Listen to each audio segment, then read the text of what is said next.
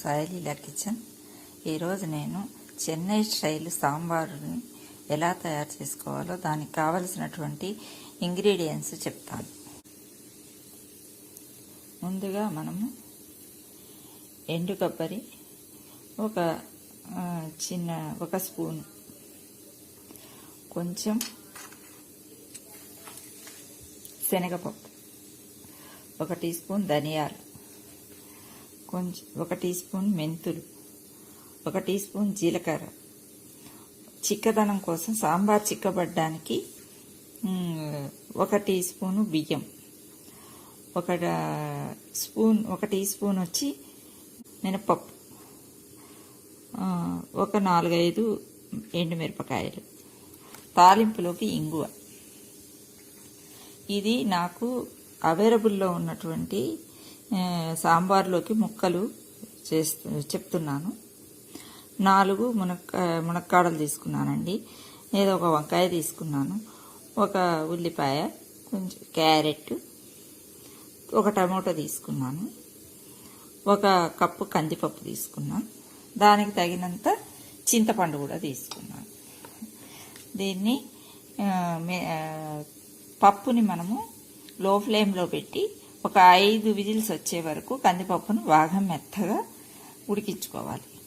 తర్వాత ఈ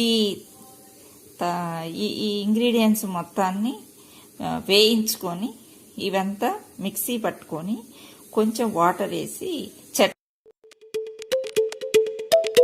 ఉడికించిన కందిపప్పుని మనం ఈ ముక్కల్లో వేసుకోవాలి. 10 నిమిషాలు ఉడికిన ఈ ముక్కల్లో వేసుకుంటాం. ఇది కొంచెం సేపు ఒక 5 నిమిషాలు మరగాలి బాగా.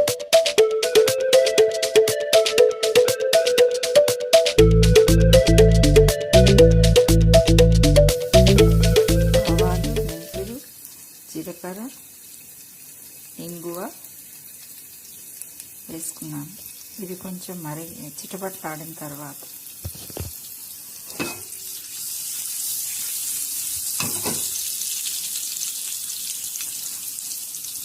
టమోటో, ఉల్లిపాయలు, తర్వాత ఒక 2 పచ్చిమిరపకాయలు, కొత్తిమీర, కరివేపాకు వేసుకుంటాను. ఇలా వేగిన తర్వాత దీనిలోనే నేను చింతపండు పులుసు కూడా పోసుకుంటున్నాను. కలిపిన తర్వాత ఇందులో వేస్తున్నాను. ఇందులో వేసిన తర్వాత తగినంత ఉప్పు, ఈ పేస్ట్ని కూడా దీనిలో వేసి కలుపుతాను. ఈ పేస్ట్ని కూడా ఈ సాంబార్లో వేసి తగినంత ఉప్పు కూడా వేసాను. కలుపుకొని బాగా మరిగిన తర్వాత మళ్ళీ చూపిస్తాను. కావాలంటే ఇంకొంచెం కారం తగ్గితే కొంచెం కారం వేసుకోవచ్చు. తగినంత ఉప్పు కూడా వేసేసాను. వేడి చెన్నై స్టైల్ సాంబార్ రెడీ.